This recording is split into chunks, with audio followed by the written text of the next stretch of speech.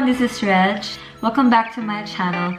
As I promised, I'm gonna do a vlog which includes some of my international flight attendant friends and revealing their questions and answers. So if you are new to my channel, I appreciate it if you like and subscribe.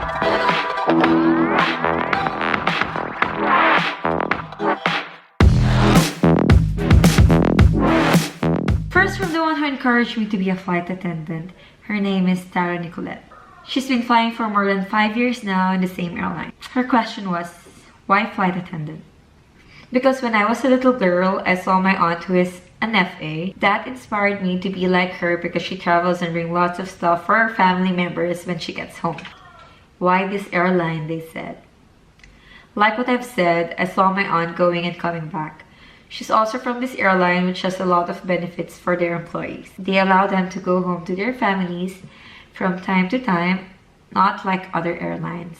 And that's a big factor why I'm choosing black.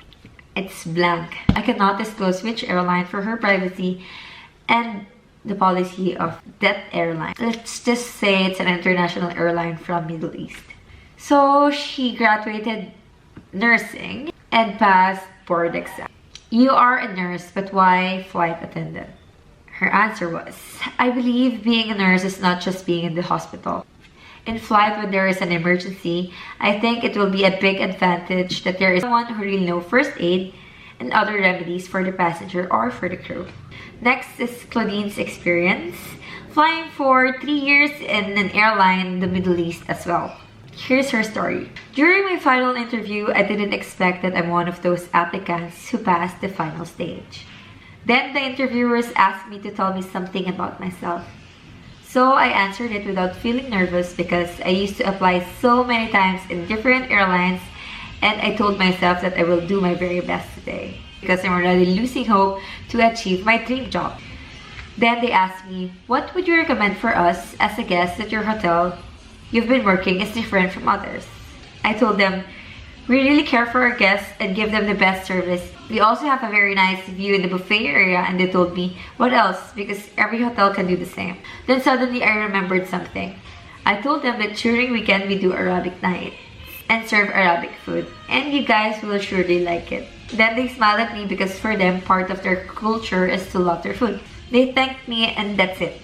Usually, interviewers ask you based on your experience and what you input in your resume and connecting it to be a flight attendant. Another is from Roselle. You can call her Sase. She's also Claudine's batchmate. Here's a voice note. Hi guys, my name is Sase and I am a flight attendant for almost 3 years now. So, her final interview question was, how can you relate being a volleyball player to a flight attendant?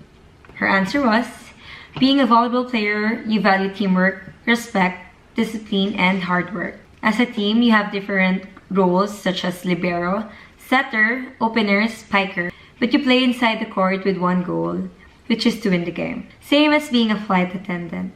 You work with different nationalities, different work ethics and roles. Your court is in the aircraft and your goal is to provide excellent service to your passengers and arrive safely to your destination. Very nice answer, Miss Sase. Like Miss Universe pageant.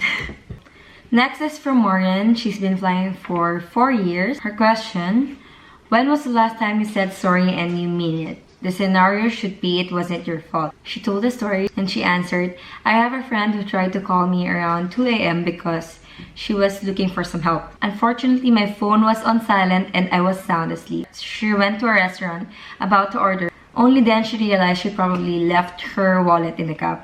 Hungry, no money, and the only weapon she has is her phone, yet got no replies and calls not answered.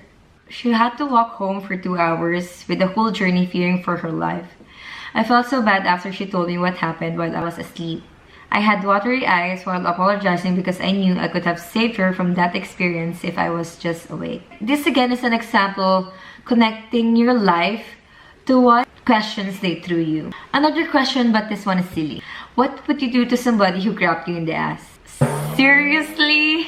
What a question! Okay, her answer was, I told them, what do you mean? They said, for example, you were just walking and someone did that to you, what would you do? She answered, I would just protect myself and move myself from that situation.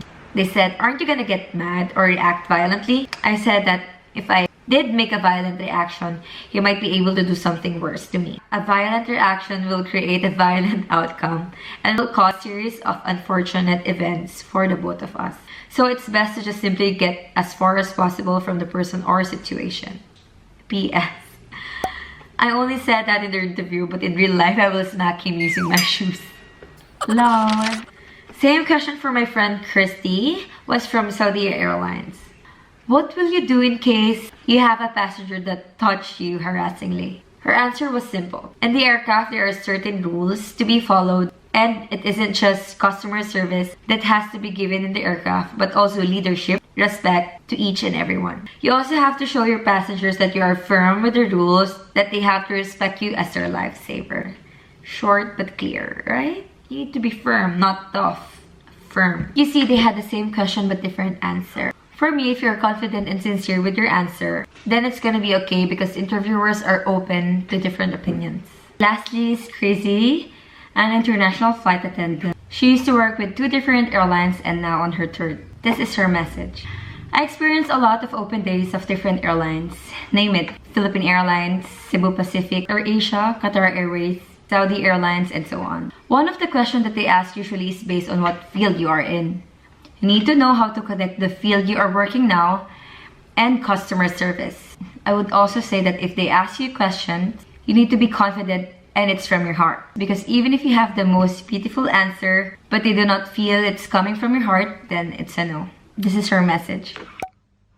So, it doesn't matter how pretty you are or how intellectual you are.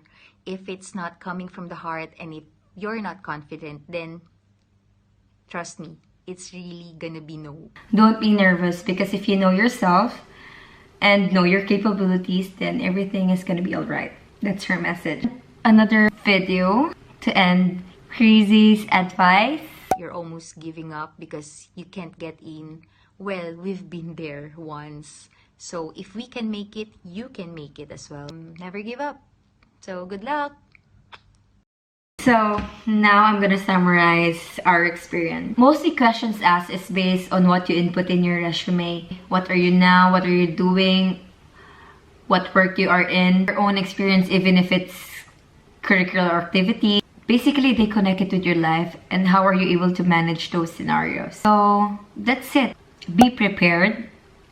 Read your resume. Try to connect your life with what possible questions. Act smart. I know you're smart, but sometimes smart people don't act smart. You get me? Just don't be nervous, be confident. Just be humble, smile. So that's it. So if you have any questions, feel free to comment down below. Ciao!